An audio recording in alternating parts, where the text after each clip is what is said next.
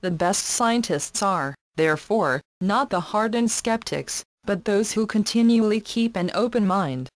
In January 1981, several daily newspapers stated that Pluto's orbit indicates that Planet 10 exists. The report stated that an astronomer from the U.S. Naval Observatory told a meeting of the American Astronomical Society that irregularities in the orbit of Pluto indicates that the solar system contains a 10th planet.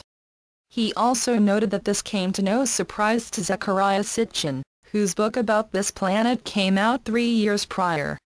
In 1982, NASA itself officially recognized the possibility of Planet 10, with an announcement that an object is really there far beyond the outermost planets. 1 year later, in 1983, the newly launched IRAS infrared astronomical satellite quickly found Planet 10, the 10th. The Washington Post summary of an interview with the chief IRAS scientist from JPL, California, had these words to say: "A heavenly body as large as Jupiter, the size being in perfect parallel to the ancients' knowledge, and part of the solar system has been found, in the direction of the constellation of Orion, by an orbiting telescope." The orbiting telescope found it right where it was sent to look. They had known of its existence and location for years, but wanted to confirm it with their own technological eyes. These are facts I strongly urge you to check out for yourself. There have been attempts to cover up this event and rewrite history. Perhaps Nibiru is not a planet at all, but a small system, consisting of a brown dwarf star and a small accompanying planet. Brown dwarfs were, until recently, only theoretical planet-star hybrids. Astronomers believe that they have now located some brown dwarfs, whose luminosity is so low as to make their detection extremely difficult. Essentially, they are the product of an accreting gas cloud that is several times more massive than that which eventually made Jupiter. Beyond a certain threshold of mass, reactions within this world lead to the emission of heat and a minute amount of light, but the body is still too small to set off the thermonuclear chain reactions that ignite a conventional star. They appear a dull red, contrary to the color that their name would suggest, and do not increase beyond the spherical dimensions of Jupiter, despite having a greater mass.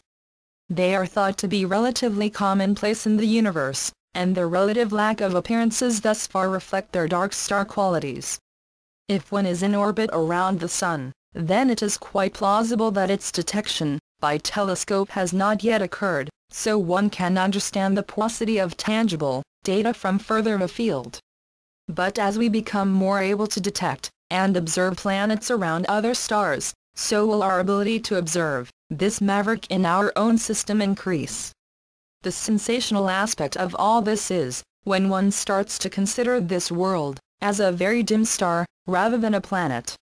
The implication is that we are in a binary star system. Of course, the brown dwarf alluded to is not a star, in the conventional sense, but it may emit enough light and heat to make possible moons around it life-supporting. Considering its distance from the Sun and the extreme cold of the void, that possibility is an exciting one. It is certainly the case that any terrestrial planet that far from the Sun would not be able to support life on its own.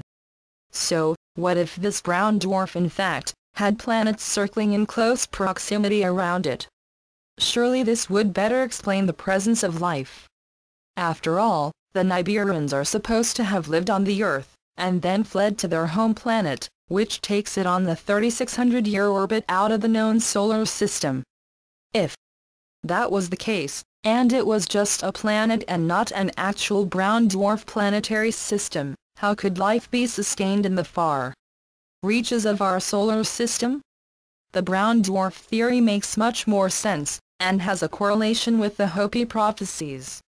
When an object in space is moving towards the observer, its color changes by means of the Doppler effect. This is effectively where the light waves are squashed together and shift towards a different light spectrum. When the object is moving towards the observer at high speed, it turns blue. The Hopi prophecies quite clearly refer to the blue star that shines in the heavens. Newton's law of gravity is insufficient to explain planetary science.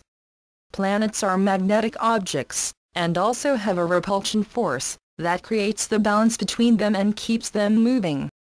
The momentum theory for planets is positively ridiculous.